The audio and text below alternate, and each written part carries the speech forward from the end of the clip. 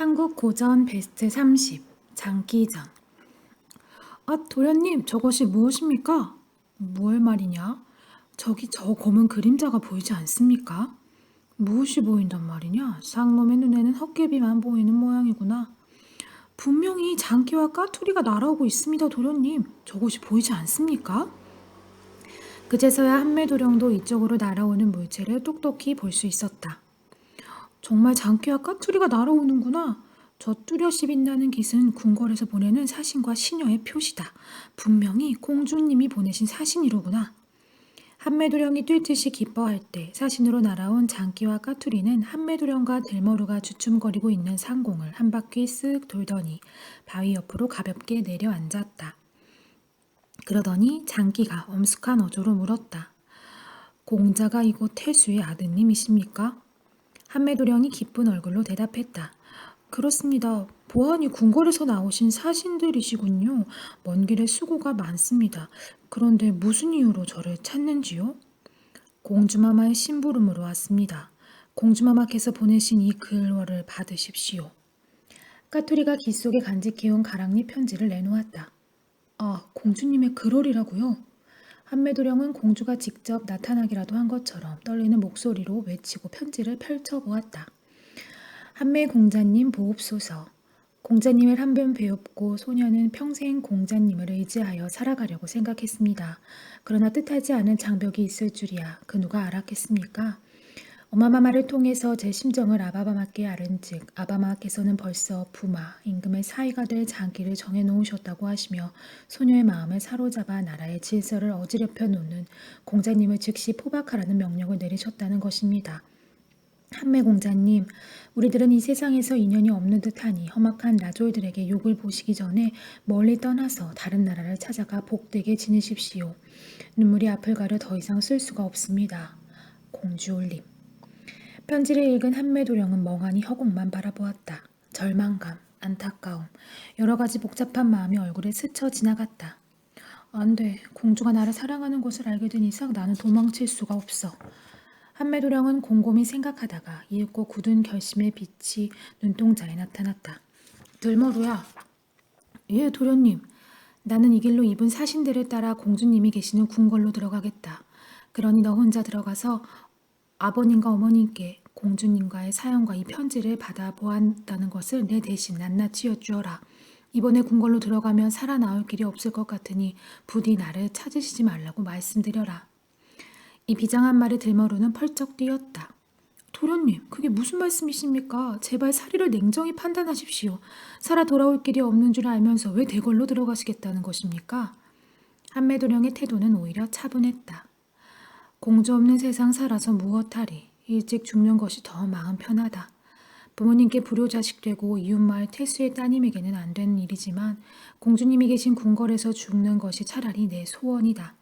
내가 죽음을 당하게 되면 크게 소문이 날 것이고 시체 또한 들판에 버려질 것이다. 들머루야, 네가 나를 주인으로 여기고 있거든 시체나마 찾아 고이 묻어다오. 그리고 나 대신 부모님을 잘 모셔다오. 들머루는 정신이 아득하여 급히 외쳤다. 도련님, 어쩌자고 그런 말씀을 하십니까? 가신다고 해도 부모님께 인사나 드리고 가십시오. 헤어지는 괴로움은 시간을 끌면 끌수록 더욱 길어지는 법이다. 나는 이대로 떠날 테니 네가 대신 인사를 드려다오. 도련님, 그렇다면 소인도 따라가겠습니다. 공주님 없는 세상 도련님이 살 수 없듯이 도련님 안 계신 곳에서 소인이 살아 무엇하겠습니까? 들머루는 몸부림을 치면서 엉엉 소리내어 울어댔다. 한매도령은 측은한 시선으로 하인 녀석을 바라보다가 이내 고개를 사신 쪽으로 돌렸다. 편지에는 나더러 이곳을 떠나라고 적혀있지만 나는 이 길로 그대들을 따라서 궁궐로 들어가겠습니다. 나졸들에게 잡히기 전에 한 번이라도 공주님을 만나 뵙고 싶으니 그대들은 먼저 들어가서 말씀 좀 전해주십시오. 전날 공주님을 배웁던 잔디밭에 앉아 기다리겠소이다. 사신으로 온 까투리가 공손히 대답했다. 우리들은 공주마마의 심부름꾼이니 공자의 말씀을 전해 올리도록 하겠습니다. 두 사신은 즉시 작별을 고하고 날아올라 사라졌다. 한매도령과 들머루도 하늘로 훌쩍 치솟아 올라갔다. 고개를 넘고 골짜기를 건너 그들은 전날 공주가 논일던 잔디밭 위에 내려앉았다. 주위의 광경은 전날과 다를 바가 없는데 한매도령의 마음은 견딜 수 없을 정도로 허전하고 쓸쓸했다. 공주를 기다리고 있기는 하지만 오게 되리라고는 믿어지지 않았다. 더구나 공주가 오기 전에 나졸들이 오면 꼼짝없이 묶여 가서 귀신도 모르게 죽음을 당하게 될 것이다. 공주가 편지에서 말한 대로 집으로 돌아가서 부모님께 하직을 고하고 다른 나라를 찾아가는 것이 옳은지도 모른다는 뉘우침이 간혹 일어나기도 했다. 그러나 한매도령은 이런 마음을 누르고 공주가 오기를 묵묵히 기다렸다. 이때 궁궐 쪽에서 한 날짐승이 이쪽으로 빠르게 날아오는 것이 보였다. 삽시간에 한매도령이 있는 곳까지 날아온 까투리는 뒹굴듯이 땅 위로 내려앉았다. 공주님! 한매도령은 급히 공주의 앞으로 달려갔다. 공주가 말하였다.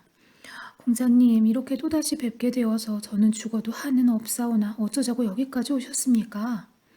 말을 마치자 공주의 섬세하고 커다란 두 눈에서는 놀라움과 반가움에 하염없이 눈물이 흘러내렸다. 한매도령은 이 모습에 감격하여 말하였다. 이미 저의 한 목숨은 공주님께 바쳤습니다. 저의 마음속에 언젠들 공주님을 잊을 수가 있으며 어디에선들 찾지 않을 때가 있겠습니까? 어리석은 저로 인해서 부왕마마의 노여움을 사셨다니 이토록 큰 죄를 어찌해야 합니까? 이에 공주가 말하였다. 전번에 여기에서 뵌 뒤에 밤낮으로 공자님을 생각해 왔사옵니다. 그러나 전생이 대체 무슨 사연이 있어서 서로 해로할 수 없는지 도저히 알 수가 없사옵니다.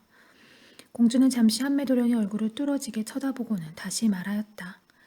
이렇게 뵙게 되어 몹시 기쁘오나 나졸들이 몰려오기 전에 속히 이 자리를 떠나셔요. 공주의 염려에 한매도령은 차분히 말하였다.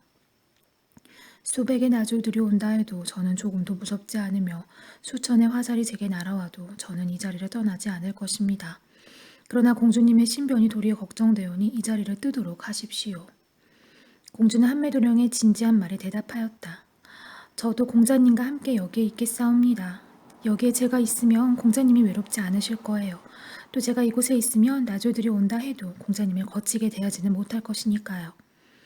한매도령은 공주를 책하려는 듯 말하였다. 여기에 계속 계시는 것은 제게 대단히 고마운 일이지만 만일에 부왕마마께 더 큰 노여움을 사게 된다면 그때는 공주님의 신변에까지 화가 미칠 텐데 그렇게 되면 어떻게 하시겠습니까? 공주는 잠시 고개를 떨구더니 나직히 말하였다. 공장님 깨워서 저의 몸을 위해서 목숨까지 버리시려는데 어찌전대 혼자 살아서 욕된 목숨을 보존하려 하겠습니까? 정연코 저도 이 자리를 떠나지 않겠사옵니다.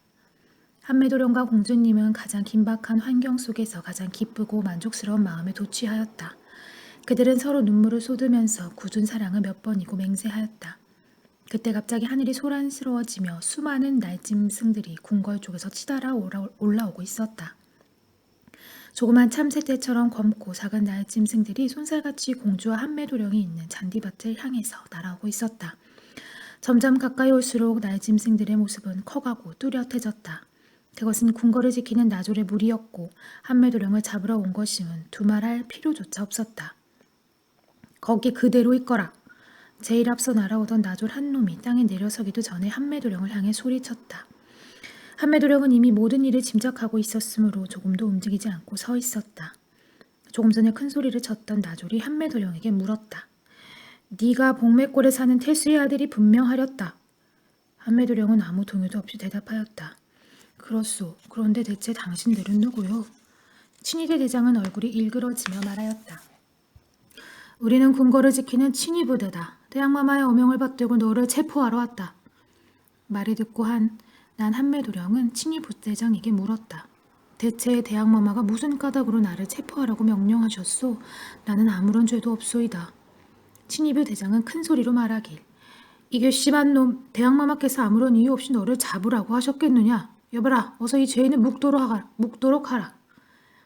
우렁찬 친위부 대장의 호통이 떨어지자 나졸들은 우르르 달려가서 한매도령에게 밧줄을 들이대었다. 이 무엄한 놈들! 갑자기 공주가 날카로운 목소리로 호통을 쳤다. 네, 하고 나졸들은 영문도 모르고 대답하였다. 공주는 한 번 더 호통쳤다. 이놈들 눈에는 감히 공주가 보이질 않느냐? 감히 공주의 앞에서 그런 무엄한 짓을 하고도 목숨이 성할 줄 아느냐? 친위부 대장은 공주의 태도에 황공한 듯 머리를 땅에 조아리기는 했으나 오히려 그 얼굴에는 공주를 비웃는 기색이 감돌고 있었다. 공주는 목소리를 가다듬고 책하듯 말하였다. 이분으로 말하자면 자기 처소에서 너희들에게 들킨 것이 아니라 스스로 이곳까지 찾아오신 분이다. 옛부터 찾아오신 손님에게는 성대한 대접을 베푸는 것이 예의거늘 정중히 모시지는 못할지언정 이토록 무례하게 포박을 하는 것이 말이나 되는 행동이들이냐? 이에 친이부 대장이 말하였다. 하오나 공주마마, 하늘에 두 해가 없듯이 이 나라에 두 분 대왕마마가 없사옵니다. 어명을 받들고 죄인을 잡는 데 포박을 하지 않는 일이 없사옵니다. 공주마마 말씀이 간절하기는 하나 어명을 어길 수는 없는 일 아닙니까? 그러자 공주는 크게 노해 말하였다. 그렇게는 못한다. 이 도련님을 묶어가는 놈은 한 놈도 용서 없이 큰 벌을 내리리라.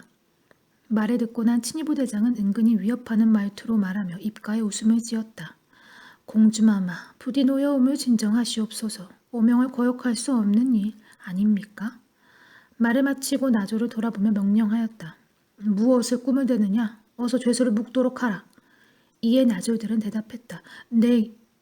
부대장의 날카로운 호령이 떨어지자 많은 나졸들은 공주에게서 들은 꾸중의 분풀이라도 할 겸 아까보다도 더욱 우악스럽게 달려들었다. 그리고는 한매도령의 날개와 다리를 꼼짝 못하도록 올가 놓았다. 이에 한매도령은 크게 놓아여 부르짖었다. 이놈들, 내 기어콘 이놈들을 단 한 놈도 남기지 않고 죽여버릴 것이다. 두고 보아라, 이 괘씸한 놈들 같으니. 취니부 대장과 나졸들은 더 이상 아무 대꾸도 하지 않고 있었다. 공주는 이 모습을 보며 눈물을 글썽거리며 말하였다. 안 된다. 이놈들이 공자님을 이토록 참혹하게 끌어가지는 못할 것이리라. 공주의 말을 듣고 한매도령은 타이르듯 말하였다. 공주님은 고정하시기 바랍니다. 이렇게 끌려가는 것이나 편안히 가는 것이나 무엇이 다를 수 있겠습니까? 이제 인연이 제게 남아있으면 살아 나와 공주님을 평생 모시게 될지 그 누가 알겠습니까? 부디 눈물을 거두시고 저를 보내주십시오. 그리고는 직접 앞장을 서서 한매도령은 걸어나갔다. 이렇게 되자 공주는 위엄도 기운도 다 잃고 취니부 대장에게 울면서 말하였다. 여봐라, 제발 모질게 모시고 가지는 말아다오. 부대장의 태도는 공손하기는 했지만 공주의 말에는 대답도 하지 않고 나졸들에게 말하였다. 어서 죄수를 끌고 내려가자. 대왕마마께서 몹시 기다리시고겠구나. 하고는 포졸들이 이끌고 위세도 당당히 궁궐 쪽으로 날아가 버렸다. 한매도령이 옥에 갇히게 되자 그날부터 공주는 침식을 전폐하고 슬퍼하였다.